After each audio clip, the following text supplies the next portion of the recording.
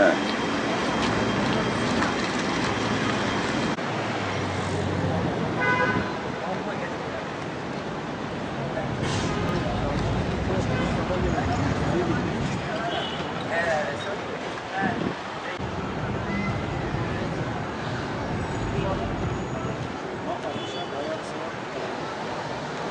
Ne bileyim, çevremizde hiç düzgün bir düzenleme yok. Belediyenin çalışması hiç yani doyurucu değil, hiç iyi değil yani. Bize buralar sanat sokağı olacak, oturum alanı olacak gençler için, bizler için, ama hiçbir şey yok eskisi gibi yani. Şu Yaşar Düğün'ün arka tarafları çok çöp, çok berbat. Bütün şehrin harfiyatları, pislikleri, her şey orada. Çoluk çocuğumuz, biz mesela hiç sağlıklı bir ortamda oturmuyoruz. Çevremiz çok kirli. Belediyenin oraya gelip hiçbir çalışması yok. Ancak oy zamanı gelip kapımızı çalıyorlar bize destekleyin diye. Ama şu an inanın o taraflar çok kötü. Müsait olsanız gelseniz bir de oraları çekseniz. Çevremiz çok kirli, çok berbat. Belediye görevlileri akıllarına yattığı yeri süpürüyorlar. Niye orayı süpürmüyorsun? Orası çok zor diyor. Çok iş var orada. Orayı bırakıp geçiyor. Adım Hamza, soyadım Uçar. Üniversite öğrencisiyim. Evet. Bir buçuk aydır burası öyle. Evet. Hep seçime doğru gelince belediye bazı şeyler yapmak istiyor. İnsanın gözünde işte biz yapıyoruz. Bizim çalışmalarımız var ama bir buçuk aydır bu yollar böyle hep yapılıyor, bozuluyor. Bir buçuk aydır insanlar hep zorluk çekiliyor. Tam buradan gelirken ta yolun diğer tarafından gidiyoruz. Yani kullanılan bir yol ama belediye hiç bakmıyor. Belediye çalışamıyor. Hep sadece o için. İşte seçim olunca belediye geliyor, insanlarla birebir konuşuyorlar. Seçim olunca bazı şeyler yapmaya çalışıyorlar ama seçimden örneğin seçimden sonra halk onları görmüyor.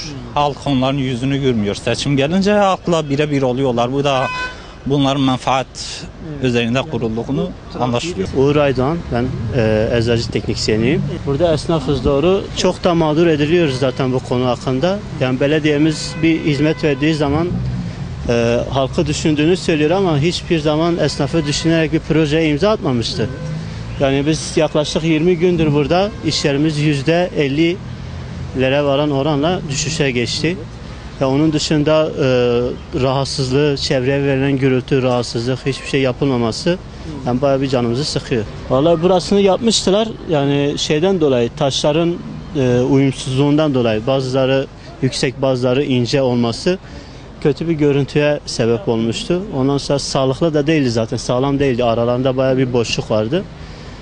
Geçen belediye başkanımız gelip kontrol etti burada. Biz şikayetimizi dile getirdik. Büyük bir ihtimalle başlayacaklarını söylüyorlar ama ne kadar doğru? Yani bunlar hepsi bizim cebimizden çöpe gidiyor. Yani daha önce bunlar sağlıklı bir şekilde bir proje yapılsaydı ya da işin üstünde durulsaydı ya da bizim her zamanki gibi böyle eş dosta verilen ihalelerden olmasaydı her açıdan, yani daha sağlıklı bir şey yapılabilirdi. Profesyonellerle çalışılsaydı belki bu şekilde olmazdı. Valla bu sorunun bir an önce bitmesini istiyoruz. Yani buraların temizlenmesini, yani düzenli olmasını. Yani çünkü buradaki sorun hem iş açısından hem de kirlilik açısından, gürültü açısından her türlü bizi rahatsız ediyor. Yani tabii yaşanan kazalar da cabası. Hüseyin Kaçar. Tabii canım, biz burada bayağı bir ay, 1,5 ay, 2 ay yakın oldu. Bayağı mağdur olduk. Biz esnaflar olarak, halk olarak biz burada bayağı mağdur olduk. Şimdi bu caddeyi görüyorsunuz işte ne halde. Bence daha önce yapımı daha iyiydi. Zaten biraz genişlettiler. Başka herhangi bir şey yapmadılar. Zaten geçen gün geldiler, yaptılar. Bir 50-100 metre yaptılar, tekrar yıktılar. İşte geçen hafta gelip yıktılar tekrar. Dediler işte belediye şey olmuş, beğenmemişler. İşte bunun tekrar yıkılıp tekrar yapılması. Tabi bunlar daha önce mimarlar tarafından, artık çevre mühendisleri tarafından bunları ölçülüp, biçilip ondan sonra gelip yapılması gerekiyordu. Yapılmadan tekrar gelip yapılmış, tekrar yakılmış. Tabi bu da bir masraftır. Belediye bir masraftır. Çünkü belediyemiz de biliyorsunuz pek hani böyle geliri fazla olmayan bir belediyedir. Sürekli sıkıntılarını dile getiriyorlar. Ama görüyorsunuz bugün bayağı masraflar yapılıyor ve bu masraflar hep halkın cebinden gidiyor. Mesela şey de var tabii, trafik polisinin ve belediye zabıta ekibinin gelip burada kalması lazım. Burada gerçi burada müteahhit firma da sıkıntılı. Şu anda burada trafik alt üst oluyor. Trafik firma yapan firma firma sahibi de bayağı zor durumda burada. Yani trafik alt üst olur. Ne bir trafik geliyor ne bir zabıta geliyor. Biz de burada mağdur oluyoruz. Millet mesela karşıdan buraya geçemiyor. Bu da büyük bir mağduriyet yaşıyoruz biz burada. Tabii hastane de var. Hastanede tabii bir ambulans geliyor. Geçen ambulans geldi. Bir saat burada yol veren yok. Adamlar ya belki bir şey de olmuş olabilir adama. Yetkililerden kısa zamanda bunun yapılması lazım. Yani burada tabii biz yapan firmayı suçlamıyoruz. Yani kimseyi de suçlamak istemiyoruz ama durum ortadadır. Yani bunun en kısa zamanda yapılması lazım. Bayağı mağduruz. Çünkü bizim kiralarımız var, çalışan işçimiz var. Yani en kısa zamanda bunu yapmasını istiyoruz.